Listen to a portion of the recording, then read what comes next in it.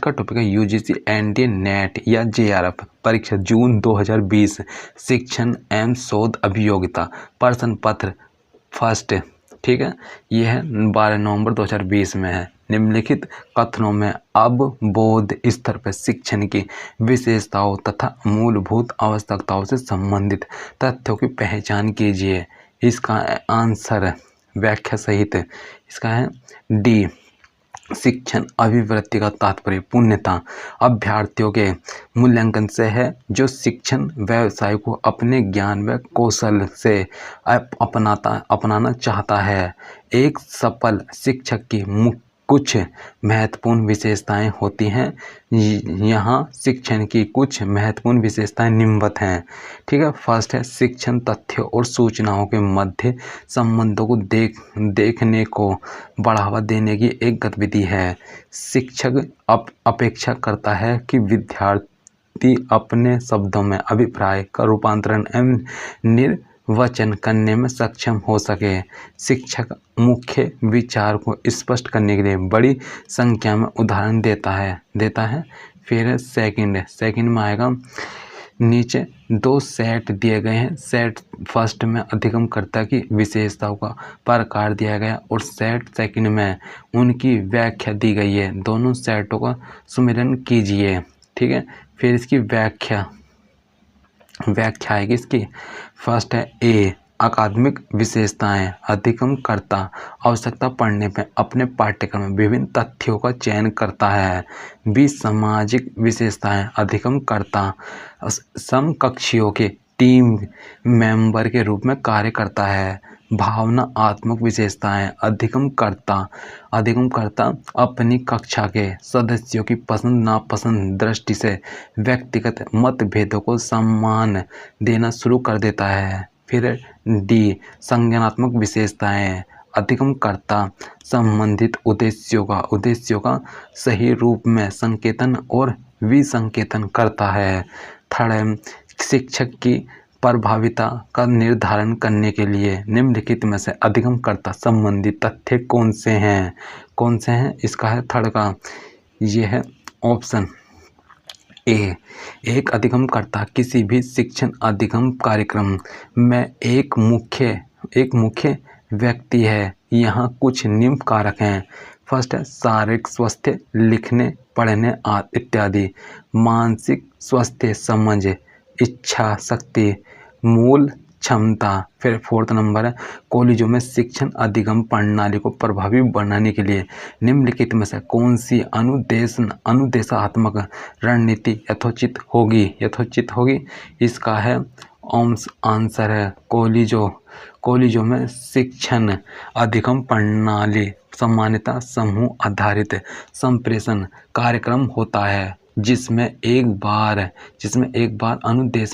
अनुदेशात्मक रणनीति के उद्देश्य निर्धारित हो जाते हैं तो अगला पद उनमें से उचित अनुदेशात्मक विधि द्वारा उनकी प्राप्ति है।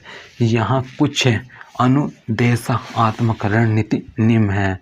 फर्स्ट है विद्यार्थियों के तत्परता स्तर के संदर्भ में कर सकता है या कर लेगा के अनुसार शिक्षण को अनुकूल बनाना।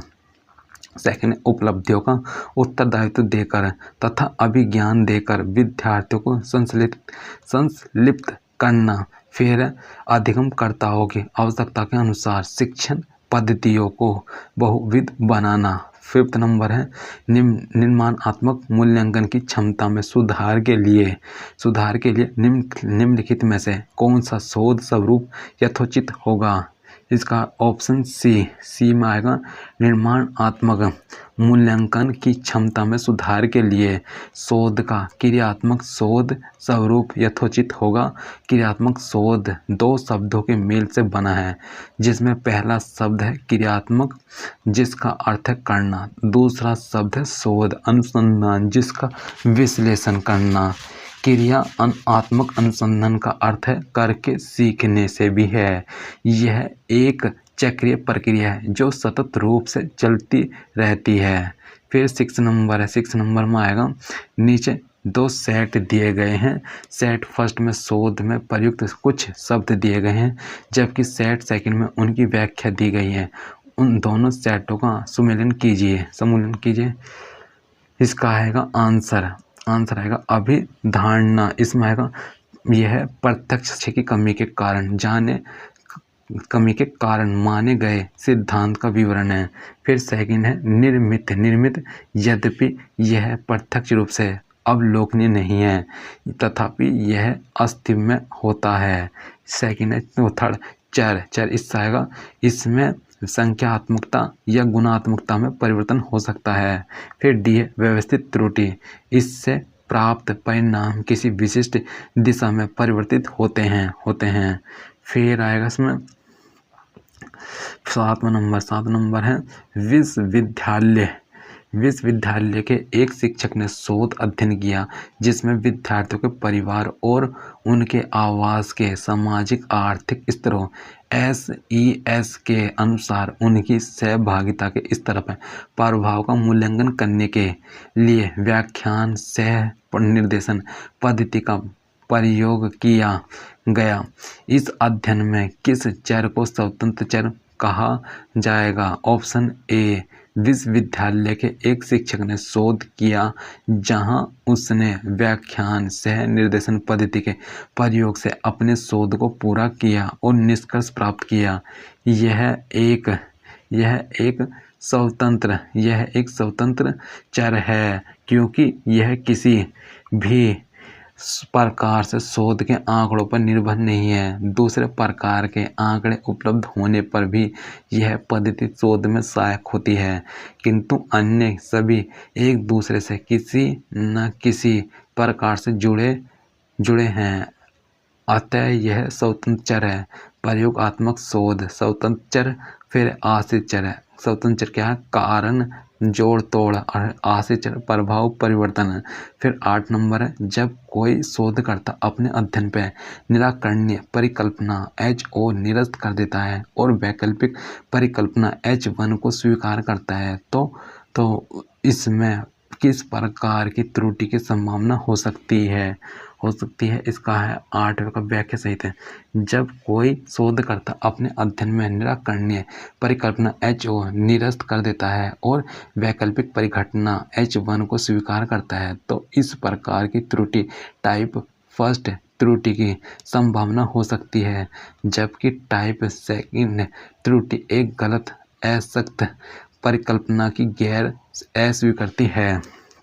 9 नंबर है किसी शोध अभिकल्प डिजाइन में चर को नियंत्रण करने की अपेक्षा चयनित किया जाता है। ऑप्शन सी है कार्योत्तर शोध अभिकल्प में चर को नियंत्रण करने की अपेक्षा चयनित किया जाता है। यह एक विधि है जिसमें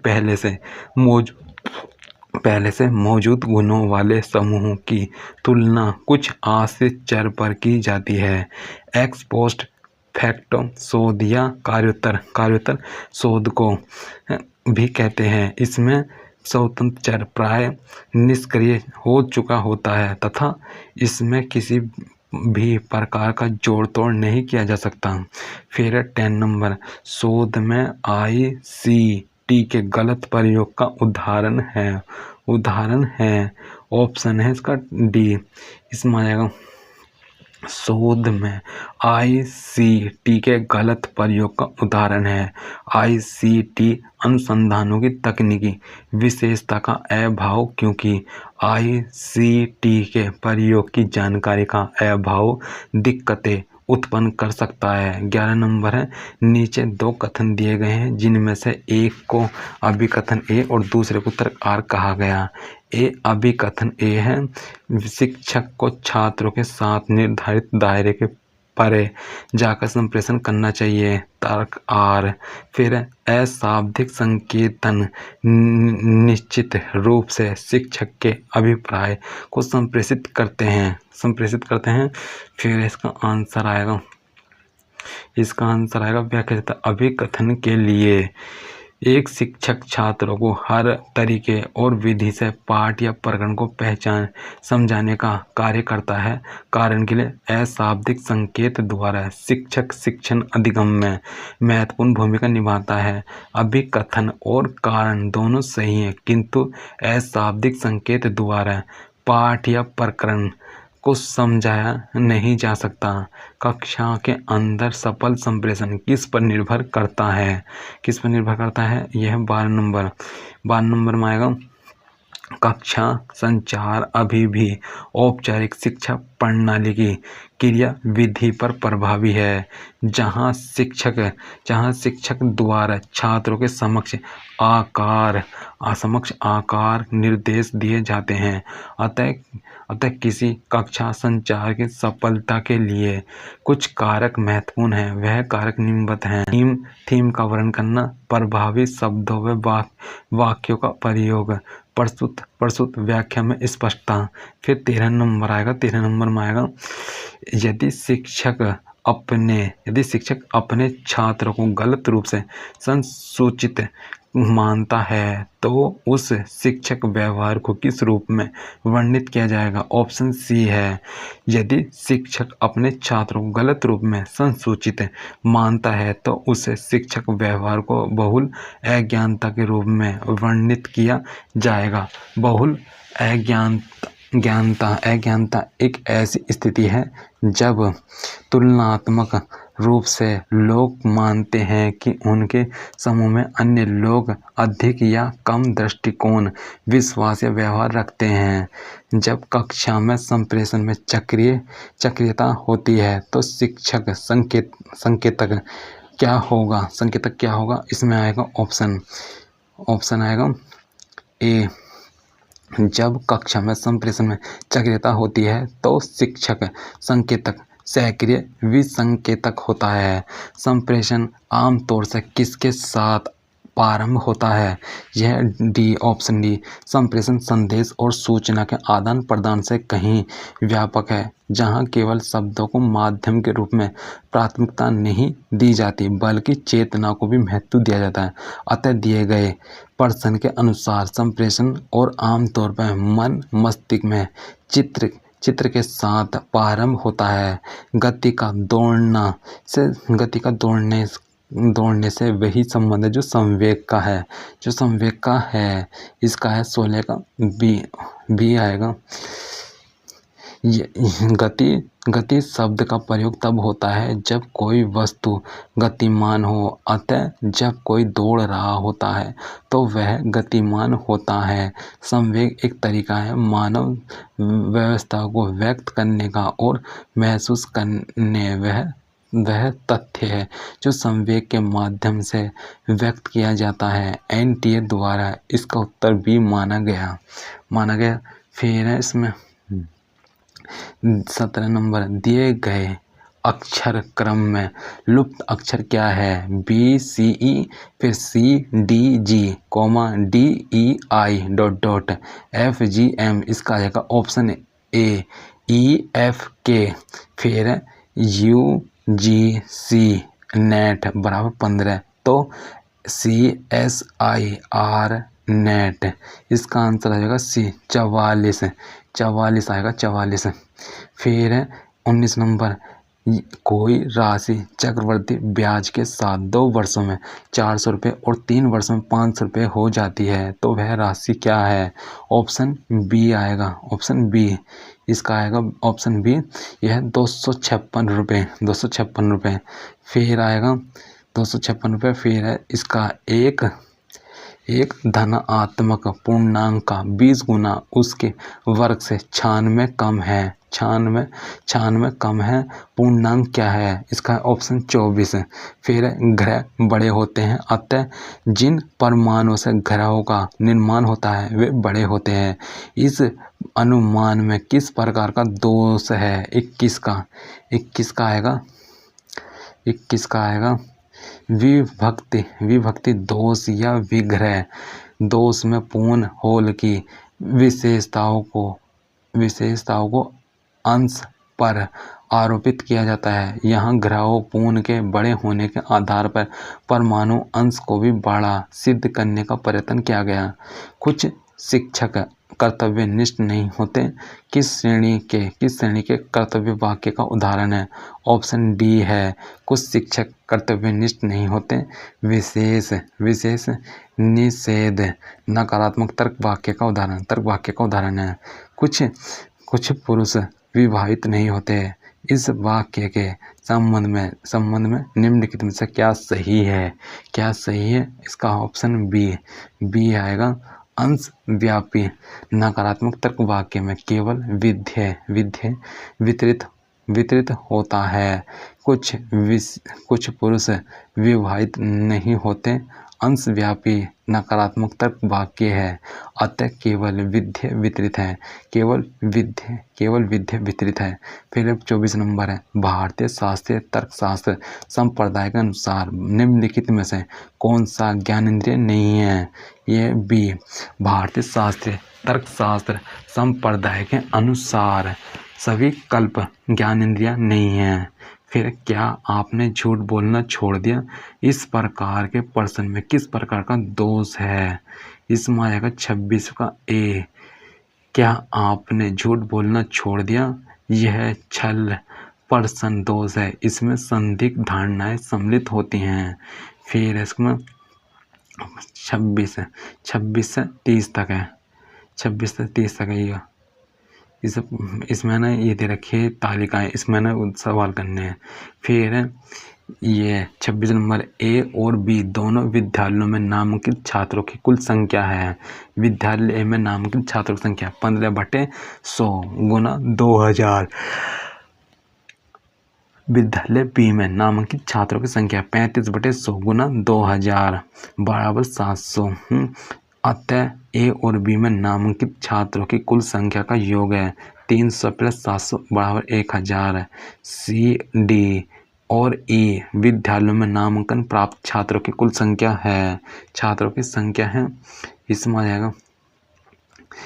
जाएगा ऑप्शन, इसका आ जाएगा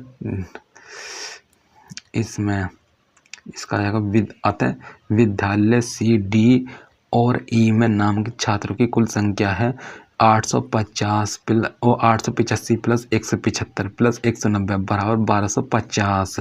फिर है 28 नंबर में आएगा बी, सी और डी विद्यालयों में नामांकित छात्रों की संख्या विद्यालयों में कुल छात्रों की संख्या कितना प्रतिशत है?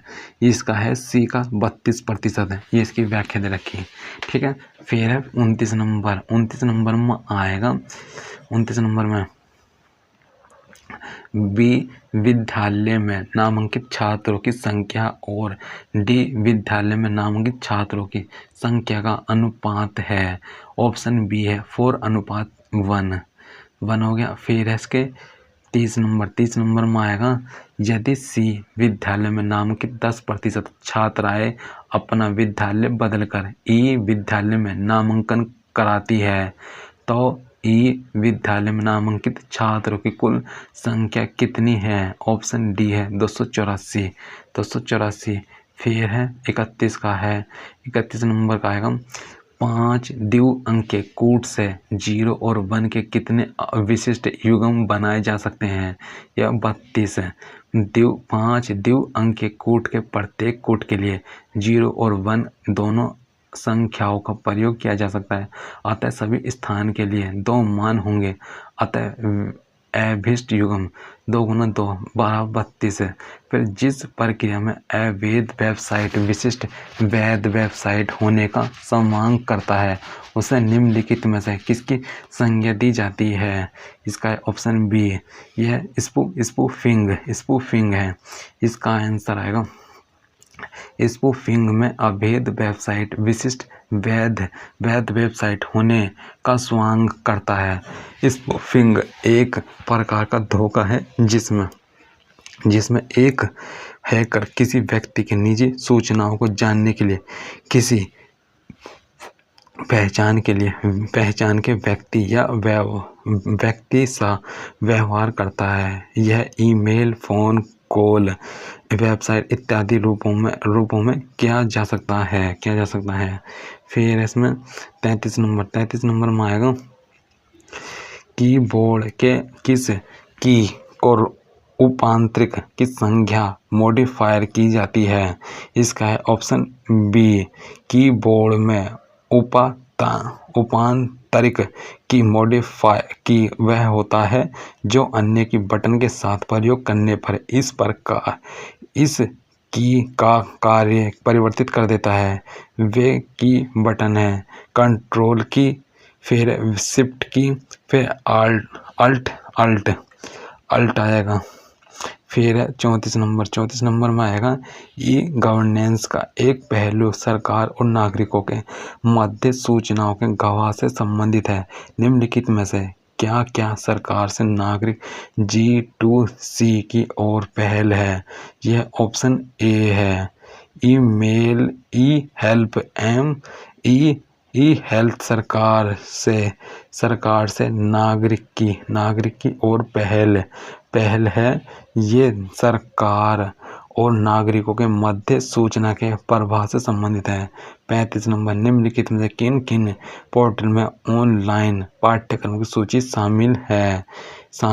इसमें आएगा डी नंबर में ऑनलाइन पाठ्यक्रम निम्न पोर्टल पर उपलब्ध है। स्वयं गांव इन, फिर NPTEL AC इन, फिर संपोषीय विकास लक्ष्य जल के नीचे जीवन का किसके संरक्षण एवं संपोषीय अनुप्रयोग हेतु अपेक्षित है?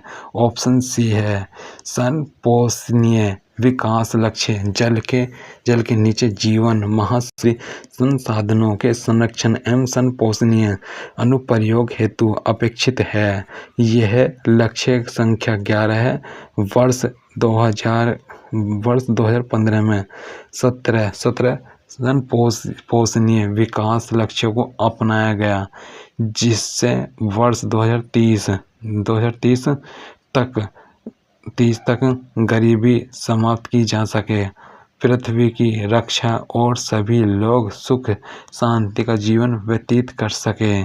फिर 37 नंबर में आएगा निम्नलिखित सूची से क्योटो संधि प्रोटोकॉल में सम्मिलित ग्रीन हाउस गैसों का पहचान कीजिए। ऑप्शन डी है, क्योटो प्रोटोकॉल 1997 में आयोजित हुआ। इसमें जलवायु परिवर्तन के लिए कारक 6 हरित गृह गैसों को चिन्हित किया गया। कार्बन डाइऑक्साइड, मीथेन, फिर नाइट्रस ऑक्साइड, फ्लोरोकार्बन, फिर परफ्लोकार्बन, सल्फर हेक्साफ्लोराइड। फिर इसमें यह 38 नंबर में आएगा पेरिस समझौते के अंतर्गत जलवायु परिवर्तन संबंधी वचनबद्धता में वैश्विक तापमान को 2 डिग्री सेल्सियस से नीचे सीमित रखने के लिए ग्रीन हाउस गैस उत्सर्जन में कितनी भिन्न कटौती शामिल है? इसका है ए, पेरिस समझौते के अंतर्गत जलवायु परिवर्तन संबंधी वचनबद्धता में वैश्विक तापमान को 2 डिग्री सेल्सियस से नीचे सीमित रखने के लिए ग्रीन हाउस गैस उत्सर्जन में 1/3 वित्तीय कटौती शामिल है। फिर मानव स्वास्थ्य पर ध्वनि प्रदूषण का प्रभाव किससे विनियमित होता है? यह ऑप्शन मानव स्वास्थ्य पर ध्वनि प्रदूषण का प्रभाव ध्वनि की तीव्रता, ध्वनि की काला अवधि, मानव कान की संवेदनशीलता और ध्वनि की आवृत्ति रेंज द्वारा विनियमित होता है। फिर 40 नंबर, ध्रुवीय समताप मंडलीय स्फेरिक बादल निम्नलिखित में से किस पर्यावरणीय मामले से संबंध है? इसका आंसर है सी, ध्रुवीय समताप मंडलीय स्फेरिक बादल ओजोन परत निषेचन से संबंध है। समताप मंडल में मौजूद ओजोन परत का क्षीण होना ओजोन परत निःशेषण कहलाता है। ओजोन परत निःशेषण के लिए उत्तरदायी कारक है क्लोरोफ्लोरो कार्बन, कार्बन टेट्राक्लोराइड है, hydrochlorofluorocarbon, Mithil chloroform, methyl bromide और ब्रोमोफ्लोरोकार्बन ओजोन परत निःशेषण के लिए उत्तरदायी कारकों के इस्तेमाल, उत्पादन और आयात को रोकने के लिए वर्ष 1987 में मॉन्ट्रियल को प्रोटोकॉल आयोजित हुआ। फिर 41 नंबर है, प्राचीन भारत के विश्वविद्यालयों में शिक्षण पर सर्वश्रेष्ठ अध्यापकों के बोर्ड का नियंत्रण था। निम्नलिखित में से किस विश्वविद्यालय का कार्य विक्रमशिला विश्वविद्यालय के बोर्ड के प्रशासनाधीन था? नालंदा विश्वविद्यालय का कार्य विक्रमशिला विश्वविद्यालय के बोर्ड के प्रशासनाधीन था। 42 नंबर है, यह नीति संगत क्षेत्रों में शोध के लिए निम्नलिखित में से किस संगठन को इम्प्रेस पहल सौंपा गया? इसे इम्प्रेस मानव संसाधन विकास मंत्रालय की पहल है। ICSSR को यह पहल सौंपा गया। फिर 43 नंबर, निम्नलिखित में से जीवन और चिंतन के मूलभूत विचार और समस्याओं की उन्मुक्त और सृजनात्मकता उत्सुकता के नियमित आवासीय कौन सा केंद्र है? इसका है 43 का आएगा 43 का Indian institute of advanced studies से जीवन और चिंतन के मूलभूत विचार और समस्याओं की उन्मुक्त और सृजनात्मकता उत्सुकता के नियमित आवासीय क्षेत्र हैं। फिर 44 विद्यार्थी को कल्पना और उसकी पहल को शामिल किए जाने का महत्व निम्नलिखित में किसमें है? ऑप्शन ए है, विद्यार्थी की कल्पना और उसकी पहल को शामिल किए जाने का महत्व शिक्षण की व्यष्टि विधि में है। फिर 45 में है, किसी देश की कुशल जनशक्ति उत्पादकता और लोगों के जीवन की गुणवत्ता पर केंद्रित मानव संसाधन विकास में निम्नलिखित में से किस क्षेत्र पर बल दिया जाता है? ऑप्शन डी है, किसी देश की कुशल जनशक्ति उत्पादकता और लोगों के जीवन की गुणवत्ता पर केंद्रित मानव संसाधन विकास में तकनीकी शिक्षा पर बल दिया जाता है। फिर है इसमें गद्यांश में व्यक्तिगत अधिकारों के संरक्षण के लिए तैयार की गई नव उदारवादी राजनीतिक व्यवस्था का प्रतिनिधि आयाम लोकप्रिय नियम या संप्रभुता वस्तुतः लोकतंत्र की प्राप्ति हेतु श्रेष्ठ तंत्र के रूप में उभरा है। इसके परिमत अवधारणात्मक रूपों विशेषकर सद्गुणों के प्रतिस्थानी के रूप में के बजाय अधिकारों के अर्थ और मूल्य के आकलन हेतु ऐतिहासिक और राजनीतिक व्यवहारों का अनुप्रयोग करना अधिक लाभदायक है। इस संदर्भ में अधिकार विषयक चर्चा ने नैतिक आचरण हेतु आचार और सत्ता संयोजन की एक नई आधिकारिक प्रविधि को प्रदर्शित किया, परंतु नागरिकों हेतु औपचारिक समान उपचार ने इसे तुलनात्मक मनमाने तत्व को झूठ साबित कर दिया और अपने प्रतिनिधियों के आचरण निर्धारण में नागरिकों को शामिल करना प्रभुत्व वर्ग के लिए छोड़ दिया गया, जिन्होंने निर्वाचन प्रक्रियाओं अर्हता और स्वैच्छिक भागीदारी को प्रभावित किया। फिर भी प्रतिनिधि लोगों को प्राधिकारी शक्ति के पास अपने कार्य को करने हेतु अपने गुण और कौशल को सटीक रूप देने के लिए अधिक धन और समय अपेक्षित था और ऐसा माना गया कि वे अपने पद की शक्तियों द्वारा भ्रष्ट नहीं होंगे। इन्हें आम नागरिकों की तुलना में लोक सदाचार के बेहतर रक्षक और एजेंट माना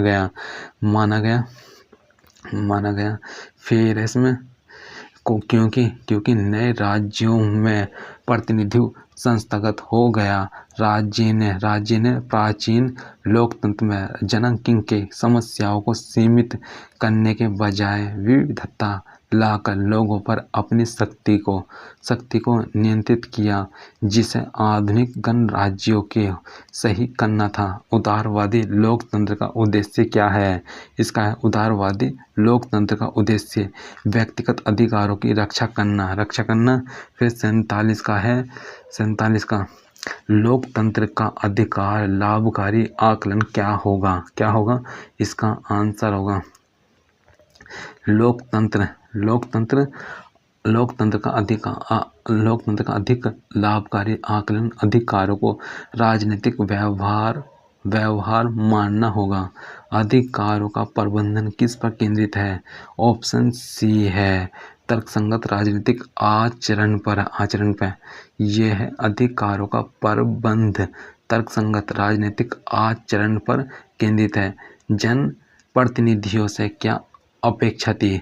यह जन प्रतिनिधियों से सद्गुण के प्रतिनिधियों को सुरक्षित करने की अपेक्षा थी। 50वें अनुच्छेद के लेखक के अनुसार आधुनिक गणराज्य को अनुच्छेद के लेखक के अनुसार आधुनिक गणराज्य को स्वयं को प्राचीन लोकतंत्र की त्रुटियों से मुक्त करना चाहिए था।